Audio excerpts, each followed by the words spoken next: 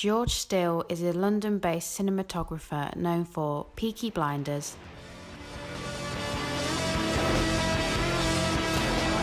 The Eye of Plants, the Peaky Blinders, War and Peace, I challenge you! Sons of Liberty, Causing mischief and mayhem in the streets. These are our streets! and Black Mirror. You are all set and ready to go. I don't want to be in here. I don't want to be in here! It'll be much easier if you just comply. A feature-length special from Charlie Brooker, Black Mirror, White Christmas. Steele started work within the industry as a camera assistant over 15 years ago, working on high-profile films such as Cold Mountain and Die Another Day. Since then, he swiftly moved up the ranks to cinema photographer, working on a series of major international advertising campaigns for Sony, Canon, HSBC and many other international companies. Steele has been nominated for a number of awards over the years and has since won an RTS Craft and Design Award for Best Photography for War and Peace in 2016 and a BAFTA Television Craft Award for Peaky Blinders in 2014. In 2014, George Steele lent his expertise to Charlie Brooker's Black Mirror. Steele worked on the fourth and last episode of Season 2, which was White Christmas. The episode follows Matt and Potter.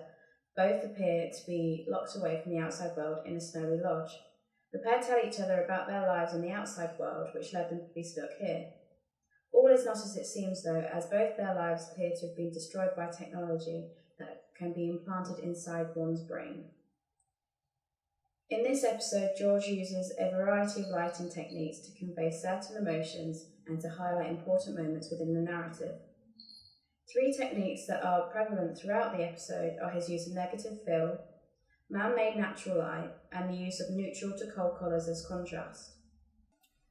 The use of negative fill is used a lot on close-ups of the characters' faces to create a sense of enigmatic unease within the viewer. This makes you want to know more about the character and find out why they are portrayed this way.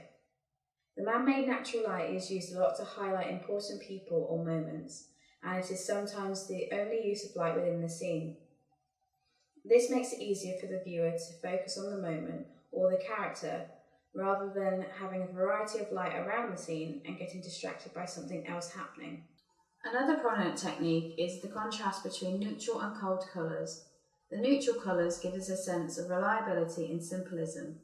However, in these scenes, it is used as a dull colouring as to not to draw too much attention away from the narrative.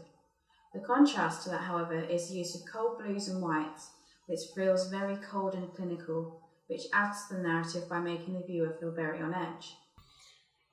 Peaky Blinders is a renowned historical period drama that tells the tale of Thomas Shelby and his family running an illegal bookies in the 1920s.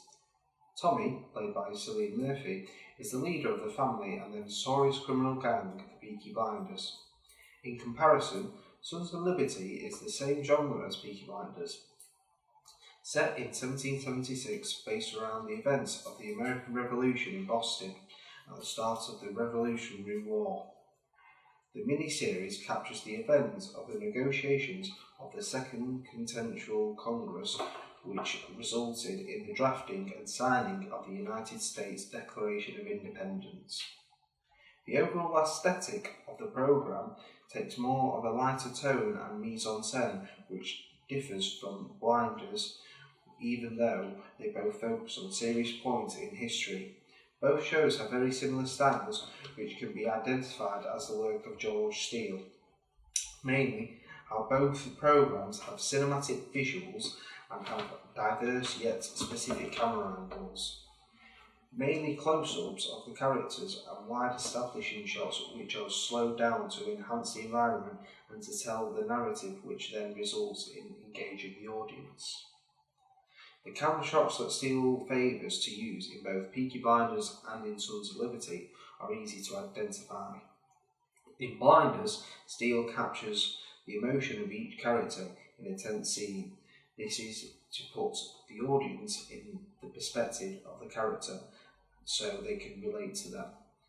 However, in Sons of Liberty, Steele does this same method using a different technique. In one scene, when Ben Barnes is giving a speech, the camera is constantly moving, not only to capture the movement and emotion of the main character, but also to capture the emotion of every character in the room as a constant tracking shot. This is a different but unique method that works very well to enhance the audience attention. One of Steele's more current pieces of work is 2016's War and Peace, shown on BBC. War and Peace is a period drama in which Steele is partial to, having also worked on Peaky Blinders and Sons of Liberty. Again, George Steele appears to play with the use of colouring. The entire show has a pastel colouring to it. This is due to the fact that this specific colour is what the viewer would typically associate with this time period. As the same as Black Mirror, Steele uses big dramatic windows as a source of natural light. However, the main use of this is to highlight important moments, such as when Andre is given a pendant for good luck as he prepares to go to war. The viewer sees a tall window that illuminates the room with white light and shows the pair of characters as almost silhouettes, showing that these two people are the most important within that scene. In the same scene, we can also see the use of negative fill over Andre's face, giving a sombre feel to the scene. This technique is used in the same way throughout the episode. To summarise, George Steele is partial to being a part of period dramas, as he's created 3 of them to date. His style of work tends to be about capturing the moment, whether that be emotion or location. He likes the audience to have their attention drawn to or enhanced to these particular aspects. In regards to lighting, natural lighting plays a key role as it's used to highlight important characters and verisimilitude the location. His methods are very artistic and in recreating moments from the past, and has brought a new and inspirational outlook to the genre.